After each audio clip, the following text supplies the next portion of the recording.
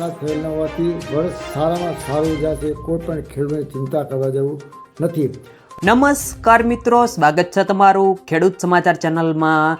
આજના આ વિડીયોમાં આગાહીકાર રમણીકભાઈ વામજા દ્વારા આવનારું ચોમાસું કેવું રહેશે અને જૂન મહિનામાં કેવો વરસાદ પડશે, કયા જિલ્લામાં કેટલા ઇંચ વરસાદ પડશે, આ તમામ માહિતી વિશે આજના આ વિડીયોમાં વાત કરીશું.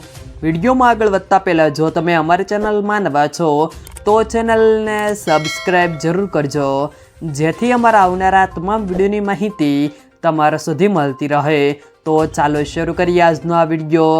જૂનાગઢના વંથલીથી જાણીતા આગાહીકાર રમણીકભાઈ વામજા દ્વારા ખગોળ વિદ્યા આભા મંડળ, કચ્છના લીસોટા, મેથરવો, ઉતાસણીની ઝાડ અને અખાત્રીજના પવન જેવા પરિમાણો પરથી વરસાદની રૂપરેખા જણાવતા કહે છે કે જૂન મહિના દરમિયાન રોહિણી નક્ષત્રમાં છૂટાછવાયા વિસ્તારોમાં અતિભારે વરસાદ પડશે.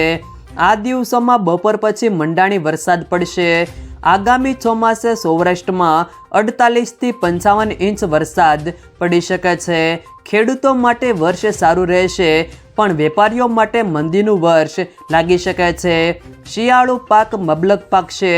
8થી 9 જૂન દરમિયાન પહેલો રાઉન્ડ, 20થી 23 જૂન દરમિયાન બીજો રાઉન્ડ અને ત્રીજો રાઉન્ડ 28 જૂનથી 1 જુલાઈ એમ 3 રાઉન્ડે વાવણી થશે.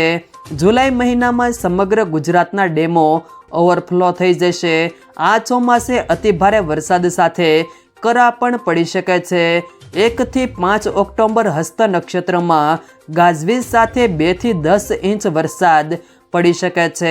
ભાદરવામાં તીડ પંખી આવી શકે છે. ભાદરવામાં ચંદ્રગ્રહણ અને સૂર્યગ્રહણ આવે છે, તેથી ચોમાસા દરમિયાન વાવાઝોડાની શક્યતાઓ વધુ રહેશે.